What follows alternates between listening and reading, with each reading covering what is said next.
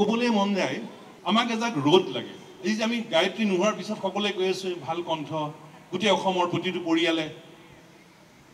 আপোনজনে সকলোৱে আমি পাতি আছো অতাৰ অৰ্থটো কেনেকুৱা হ'ব পাৰে মোৰ অনুভৱ এনেকুৱা আমাক এজাক ৰ'দ লাগে মনৰ বাকৰি উজ্বলোৱা ৰ'দ আমাক এজাক ৰ'দ লাগে কলিজাত আশ্ৰু পেলাই যোৱা ৰ'দ আমাক এজাক ৰ'দ লাগে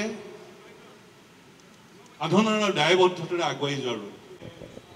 গায়ত্ৰীলৈ শ্ৰদ্ধাঞ্জলি জনালো লগ পালে আপোন কৰি ল'ব পৰা ছোৱালীজনী বুলি ক'লো তাই হ'ল গায়ত্ৰী গছৰ তলত বহি আছো ইয়াত সকলো গুটি গানীসকল আছে সংগীত জগতৰ কৃপাচাৰ্য দ্ৰোণাচাৰ্য সকলো বহি আছে মই পৰিয়াললৈ মোৰ গভীৰ শ্ৰদ্ধাঞ্জলি জনালো কিন্তু সেই লগ পালে আপোন কৰি ল'ব পৰা এই ভনীজনীৰ এনেকৈ স্মৃতিচাৰণ হয় মই কিন্তু নাজানো এনেকৈ স্মৃতিচাৰণ কৰিব লাগে সেই কথা মই নাজানো আপোনালোকে গুণী জ্ঞানীসকলে ক'ব মোৰ কেৱল মনৰ উপলব্ধি কেইটামান ক'বলৈ মই চেষ্টা কৰিম মানে সংগীতক পূজা হিচাপে লৈছিল সাধনা হিচাপে লৈছিল আৰু কি কি অন্ত নোহোৱা এটা কথা আমি গায়ত্ৰীক কেনেকৈ পাইছিলো এই কথা যদি পাতিবলৈ যাওঁ কেইবাটাও কথা মনলৈ আহি আছে ক'ত পালো কেনেকৈ পালো এই কথা মনলৈ আহি থাকে আৰু আমাৰ মুকলি বিহু হয় জজ খেলপথাৰত নতুন প্ৰজন্মৰ যিচাম শিল্পীয়ে সাধনাৰে নিজৰ যাত্ৰা অব্যাহত ৰাখিছে তাৰে ভিতৰত এগৰাকী গায়ত্ৰী আৰু তেনে আছামক আমি সদায় আমাৰ অনুষ্ঠানলৈ আমি বিচাৰোঁ জজ ফিল্ডলৈ দুবাৰতকৈ বেছিয়ে গ'ল ৰাভা দিৱস সদৌ গুৱাহাটী ছাত্ৰ সন্থাই আয়োজন কৰিছিল বিচাৰি থকা যায় এতিয়া আমি যদি আৰু কথা পাতিবলৈ যাওঁ আমি মঞ্জুলা হাজৰিকা খুৰী ইয়াত আছে মঞ্জুলা হাজৰিকা খুৰীৰ ঘৰত অনুষ্ঠান হৈ থাকে আৰু সেই অনুষ্ঠানতে গায়ত্ৰীক পাবলৈ আমি সক্ষম হ'ম চাই থাকোঁ পালে আপোন ভাৱ গান শুনিবলৈ মন যায় পৃথিৱীত বোধকৰো গান আৰু ফুল বেয়া পোৱা মানুহ নাই মই তাৰে এজন গান ভাল পোৱা গায়ত্ৰীৰ গান শুনি ভাল পাওঁ শুনি থাকিবলৈ মন যায় আৰু আৰু আৰু যদি কথা পাতিবলগীয়া হয় গুণী জ্ঞানীসকল আছে মানে কলাৰ বাবে কলা জীৱনৰ বাবে কলা কলাৰ বাবে কলা জীৱনৰ বাবে কলা আৰু কলা আৰু জীৱনৰ বাবে কলা গায়ত্ৰীক আমি কোনটো শাৰীত আমি লৈ যাম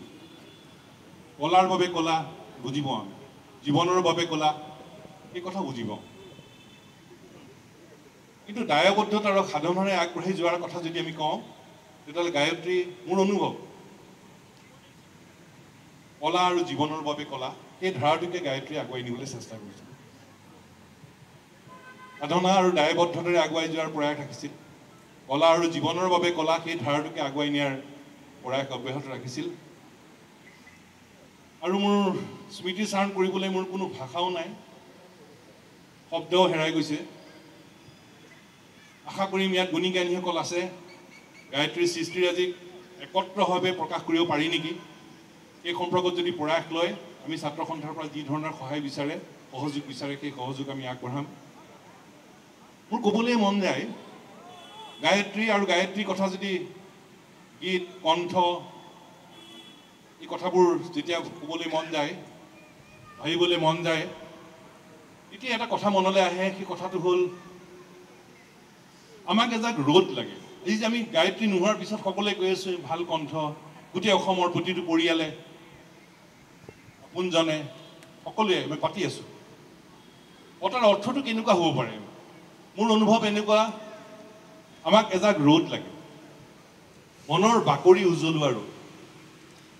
আমাক এজাক ৰ'দ লাগে কলিজাত আশ্ৰু পেলাই যোৱা ৰ'দ আমাক এটা ৰোধ লাগে সাধনাৰ দায়বদ্ধতাৰে আগুৱাই যোৱাৰ ৰোধ আৰু মই ভাবোঁ সেই ৰোধজাকৰ নাম আছিল গায়ত্ৰী যি গায়ত্ৰী আমাৰ মাজত নাই খুব কম সময়ৰ ভিতৰত আমাৰ মাজৰ পৰা গ'ল আৰু আমি বহুত বেছি পাবলৈ থাকি গ'ল আৰু আমি ভাবোঁ যে অসমৰ প্ৰতিটো পৰিয়ালৰ প্ৰতিজনৰ মাজত গায়ত্ৰীৰ এই কণ্ঠ সদায় জীপাল হৈ থাকিব আৰু আমি সকলোৱে এনে এজাক ৰোদেই আমি সদায় বিচাৰি থাকিম ধন্যবাদ জয় হ'ব এইখিনিতে আপোনালোকক জনাব খুজিছোঁ যে